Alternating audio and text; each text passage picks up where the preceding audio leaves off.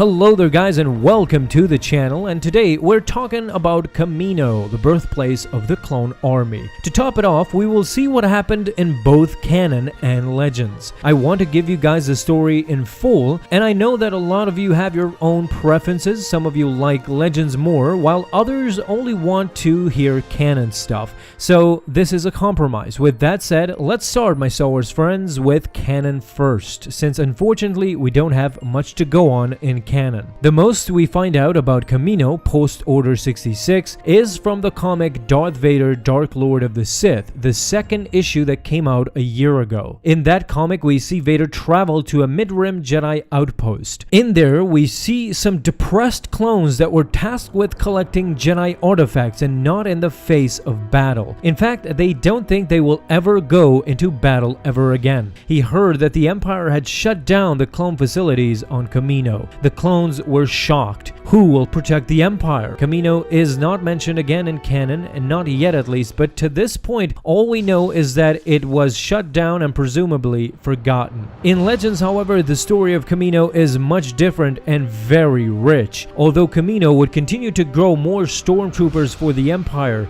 a very small group of Kaminoans started to hate the Empire's treatment of Kamino as a virtual military police state. In response to the Imperial presence on their world, the Kaminoans launched a covert rebellion against the Empire by discreetly breeding a new army of clones, all based on the genetic template of Jango Fett. I've actually done a video about this, link in the description, but to sum it up, it was all thwarted by the 501st, who were led by Boba Fett. This is actually a mission that you can play in Battlefront 2. Afterwards, approximately a decade or more, the story of Kamino continues with Starkiller, the clone of Galen Marek, who not only escaped but left the facility in shambles. In what resulted as their last battle, Vader dueled Starkiller on Temira City. And as we all know, or at least those who finished the game, Starkiller defeats Vader, but the rebellion was also battling the Empire on Kamino, both on the air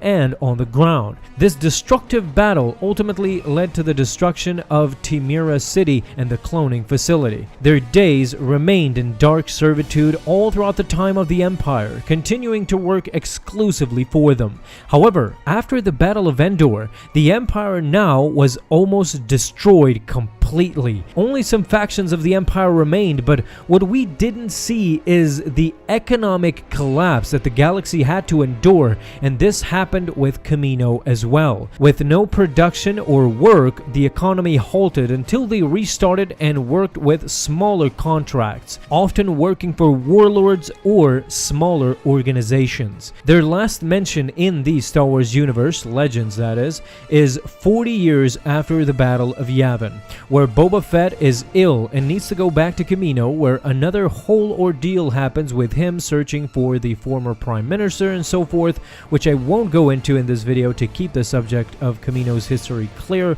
But yeah, 40 years after the Battle of Yavin is the last mention of Kamino, and that is it. And now with this new canon getting expanded more and more, we for sure can expect a little bit more. We have to know more about Kamino and what role it plays for the Empire. Canonically, they could make something great out of it, although since they shut it down, it's really doubtful at this point. What do you guys think? Will we get something about Kamino in canon? Something in the comics perhaps? Let me know down in the comments, guys. Thank you so much for stopping by and watching this video. If you enjoyed, leave a thumbs up and hit that bell to get notified the moment a video is up.